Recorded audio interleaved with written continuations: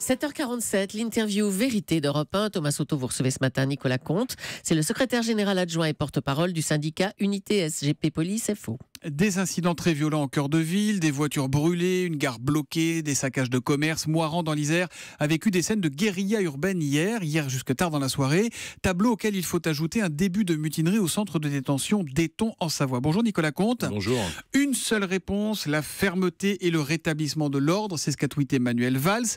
Ça, c'est après coup. Mais la vraie question, Nicolas Comte, que l'on se pose ce matin, c'est comment une situation pareille est-elle possible? Comment ça peut arriver?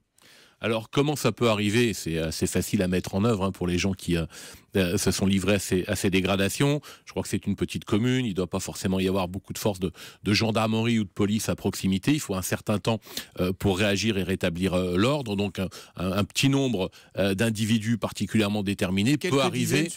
Quelques dizaines suffisent à faire ce genre de trouble. Mais je crois qu'il faut se demander aussi pourquoi ça arrive.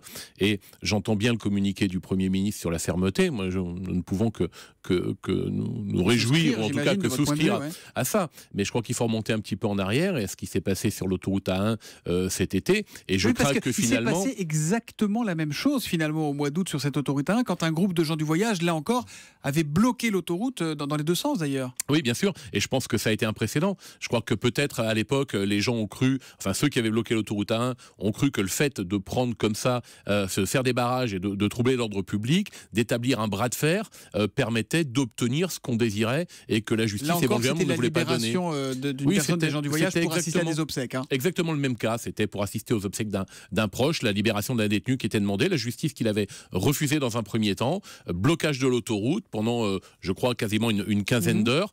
Pas d'intervention de police à cette époque. Le choix qui avait été fait était de ne pas employer la force publique. Et résultat des courses, ensuite, il y avait eu une décision de libération. Donc je crains que cet exemple ait été pris éventuellement dans l'Isère. Le chantage a fonctionné. Ils se sont dit, ça a marché sur la 1, ça marchera chez nous.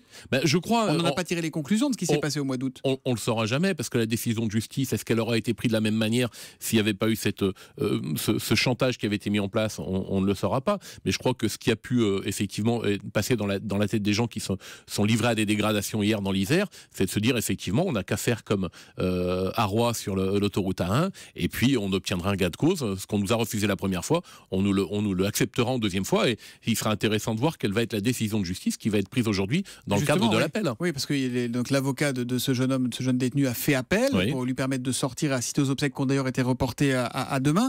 La semaine dernière, après le drame de Saint-Ouen, quand un détenu en permission qui en avait profité pour s'évader avait blessé très grièvement un policier, un de vos collègues, Manuel Valls avait mis les choses au point. Il avait dit il faut éviter les sorties sans nécessité avérée, mais recentrer les possibilités de sortie autour de deux motifs principaux. Et parmi ces motifs, il y avait le respect de la dignité humaine et il citait les naissances ou les enterrements. Ça veut dire que quoi? La justice s'est trompée, là, elle aurait dû être un peu plus humaine, aurait dû le laisser sortir? Non, je crois qu'il faut laisser le juge prendre sa décision en fonction des éléments qu'il peut avoir. Le problème, c'est que maintenant, la décision de l'appel, quoi qu'il en soit, elle sera entachée un petit peu de suspicion. C'est-à-dire que si jamais le juge accédait à la demande de libération, tout le monde aurait l'impression que finalement, la justice cède au chantage, ce qui serait une très mauvaise chose. Vous souhaitez quoi alors, vous, finalement? Que la justice reste ferme dans la situation que l'on connaît ce matin, après la journée qu'on a connue? La justice prend ses décisions en toute indépendance, mais je crois qu'aujourd'hui, le problème, c'est qu'effectivement, si une autorisation de sortie était donnée, on donnerait un signal à tort ou à raison, et on donnerait l'impression de céder à un chantage qui est totalement inadmissible. D'autant qu'on a entendu la mère de ce détenu, qui est un détenu compliqué, il faut le signaler, qui disait, voilà, si jamais il sort pas, moi je réponds de rien.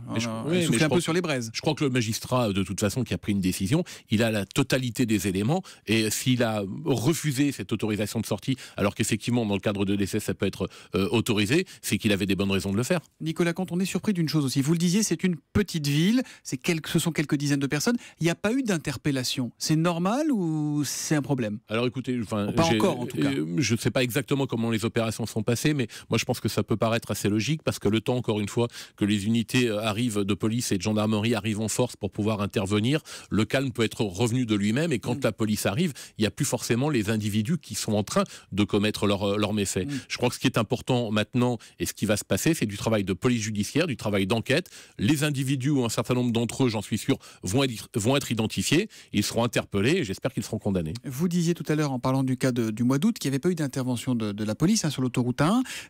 Il n'est évidemment pas question de mettre tout le monde dans le même sac. Cela dit, y a-t-il un problème particulier avec certains gens du voyage? Est-ce qu'ils font peur aux forces de l'ordre, peur aux politiques aujourd'hui?